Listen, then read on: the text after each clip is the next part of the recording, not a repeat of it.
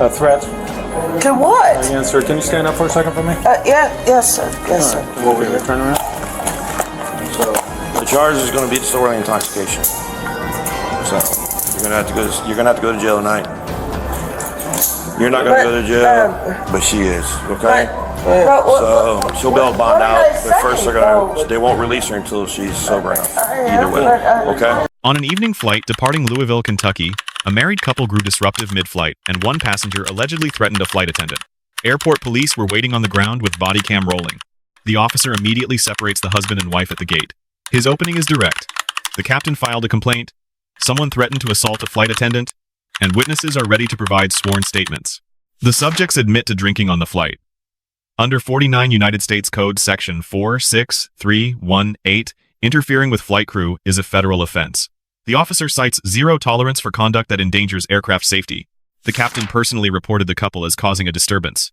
Under 14 Code of Federal Regulations Part 91.11, flight crew hold broad authority to maintain order, and their official reports carry significant legal weight.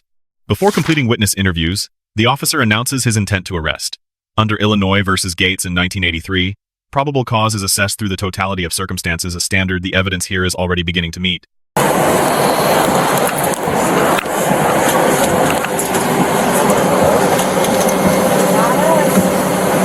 You too. Yes, sir. You're an A. This one, and you. Let's go. Move out of the way, please. Get up and get out. We gotta talk. Alrighty.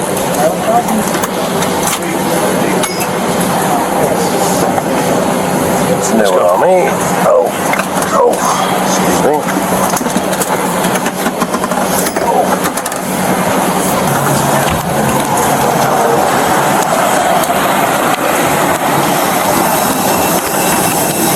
We'll get with you in a minute. Okay. How the hell you did? You pissed somebody Are you off. two related? He's my husband. Okay. He's my husband. All right. What? So here's the deal. I really am lost here. First of all, we got a call from the flight captain saying you two are causing disturbance. You got cut off, I guess, drinking or whatever, and Like somebody had made how, but I'm freaking talking. I'm sorry. Don't sir. interrupt me again. Okay, I'm sorry. So you two are causing disturbance. You've been drinking, and someone had made some threats about taking care of some flight attendant out in the parking lot. What? Yep. They're willing to swear a statement on it. So, no. stand against the fence. Stand against the fence. We're going to conduct some business. No problem. As long as you act like a gentleman, you get treated like one.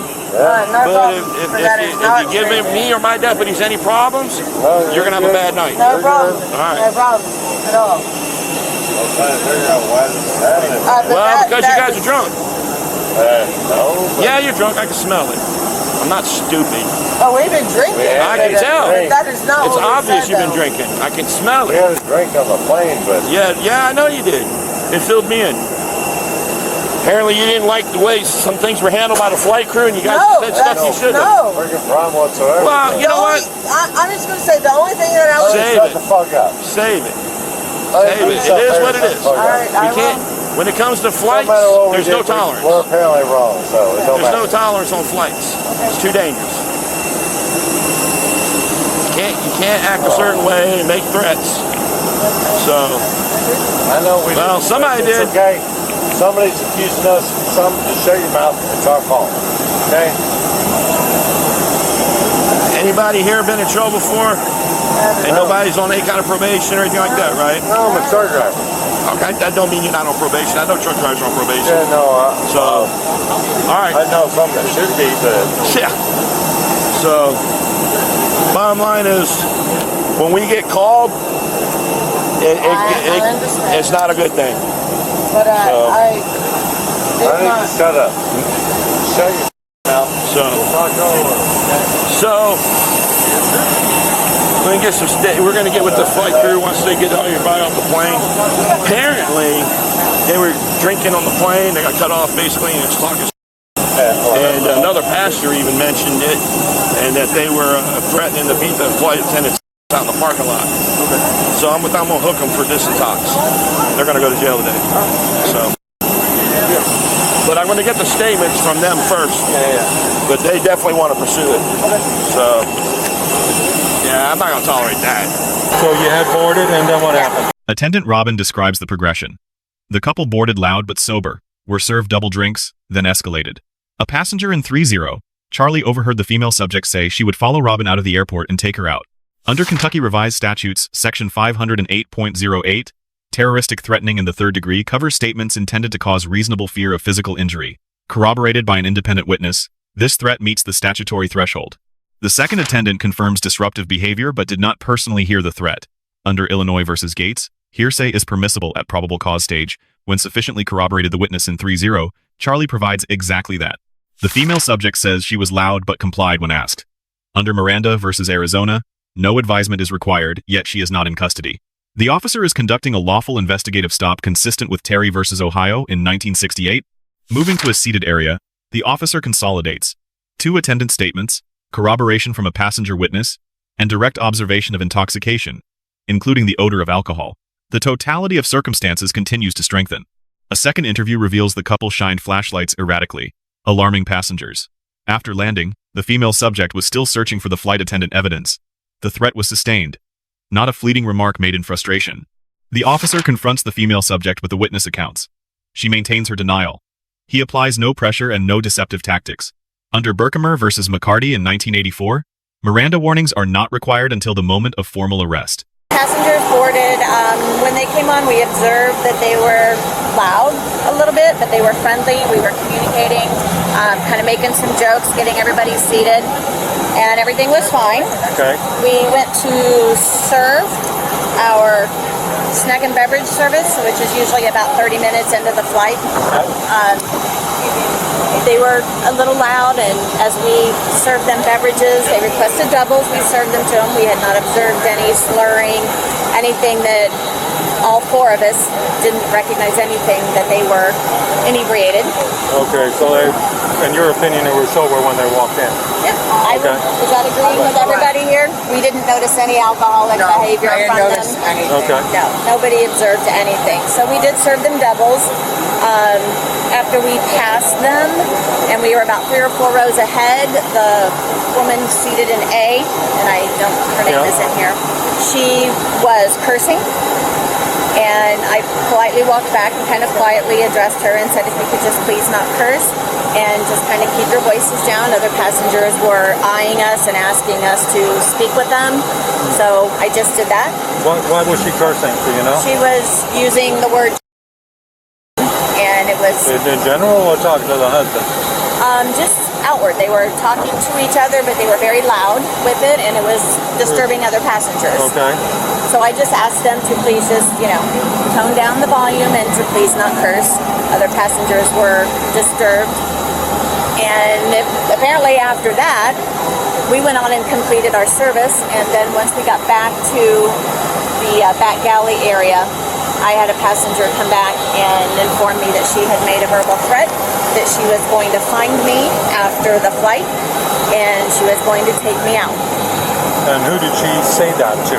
Did she say that to you, or just in general? She was talking with the husband. I assume it's her husband seated next to her, and it was quite loud, and the passenger seated in Charlie, which is the aisle seat in front of her, came back and informed us that she had made the threat. And she was going to do what to you after? I believe what she said was she was going to take me out. She was going to find me after the flight and take me out. Okay, and that was a statement from passenger A. Correct. From the one that was 31 Alpha. Okay, she said that, and who was that passenger sitting that told you that? She was sitting in 30 Charlie, and I have her name and phone number. 30 Charlie. Okay. And her name is. And then what happened? Then at that point, we just became aware, and we started listening, and she was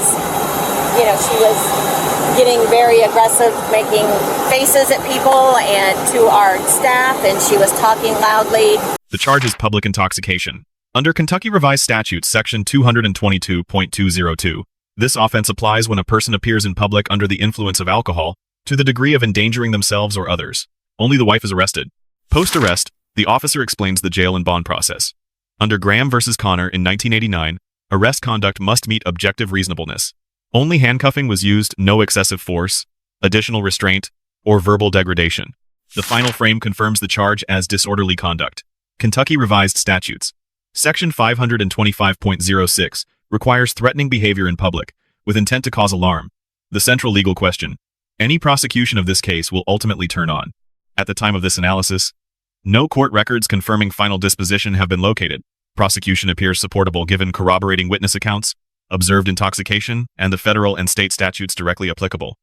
Looking for me, where is she, where did she go, just continual, those types of statements, like not letting it go. She was just getting more aggressive. Okay. They were talking loudly, other passengers again were observing it. So I continued to just kind of stay in the back and, not bring any, not poke the bear, so to speak. Did she make any threats to you directly, or was it just being mouthy?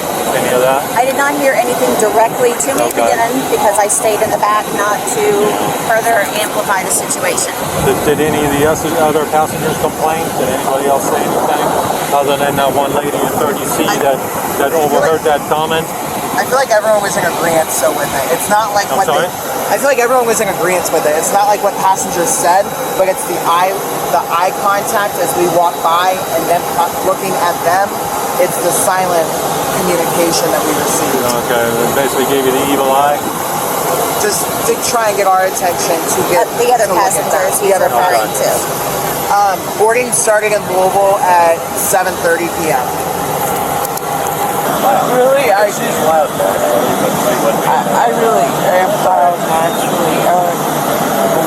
Especially if you get with me with my sister. Like, my sister's really loud too. She's half deaf. And everybody leaves the house because we're just so loud. When she told me I was like, I'm sorry, I didn't mean to be. I'm sorry, and I didn't say anything. I got you. I don't want to offend anybody. Come on. I was just saying, I understand. Let's just go inside for it. It's coming. I can see it down the road. I can feel it. I can feel the rain.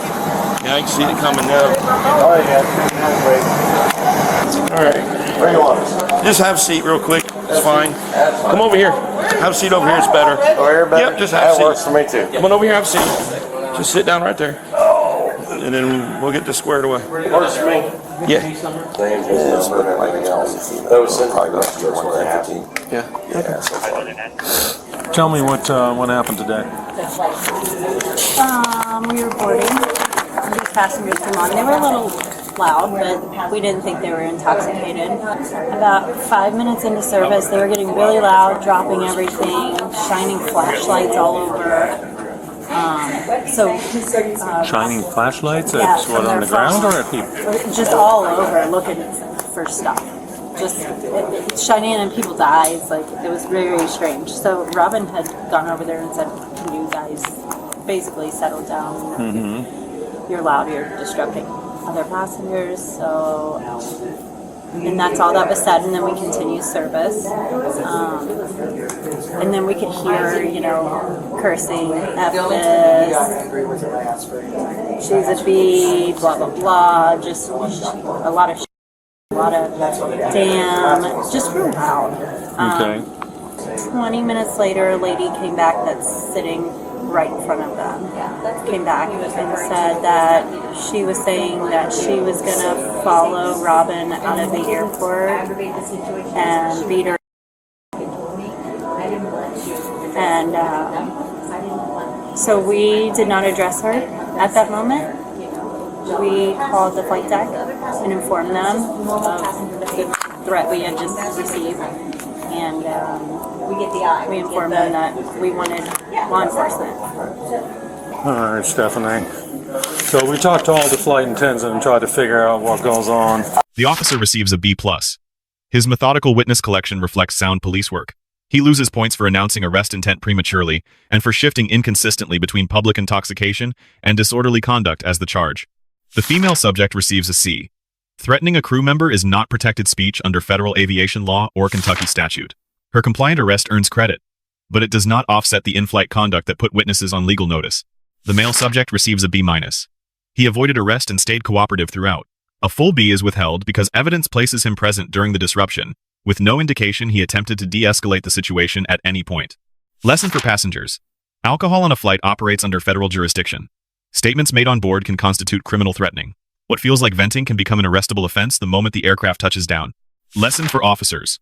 Collect all witness statements before announcing an arrest decision. Premature declarations undermine impartiality and may give defense counsel grounds to argue the investigation reached a predetermined conclusion. Let us know what topic you would like covered in the comments.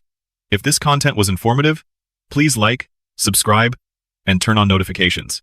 The channel is dedicated to real-world legal analysis, and there is much more on the way. I would like to know what went on too because I really don't know. You don't know what happened. I was told at one point that I was To watch them. I am naturally loud. I am really naturally loud. And I was told to watch my mouth. And I said, yes, ma'am. And I didn't say anything the rest of the flight. I just looked out the window. Well, apparently it was several of the passengers that were disturbed by what you were doing, what you were saying. Apparently you uttered a threat To what? against her. Can you stand up for a second for me? Yes, sir. Yes, sir. Okay, turn around. So the charge is going to be disorderly intoxication. So you're going to have to go to jail tonight. You're not going to go to jail, but she is. Okay. So she'll be able to bond out, but first they won't release her until she's sober enough. Either way, okay? And jail's on Airport Road here. They only served you one double drink. You can't be that intoxicated from just one double drink. So you probably came on the plane already intoxicated, didn't you? For the booking process. So it got a little out of hand. That's all it is. So you're going in for public disorderly intox, and that's it. I know it is. All right. Okay. So what's going to happen to me? I'll take you down to jail, drop you off. Okay. We'll talk to the judge tomorrow morning. And what about my husband? He's fine. I'm coming to get you. So, okay, you ready? I'm going straight to What? booking to get you over. That's my I got all that. That's my Yes, I have all that. Thank you. Yep, man. I appreciate it. All right. Come on, Stephanie. We'll go down this way because I got the door down there. Okay. All right. So We'll follow your lead.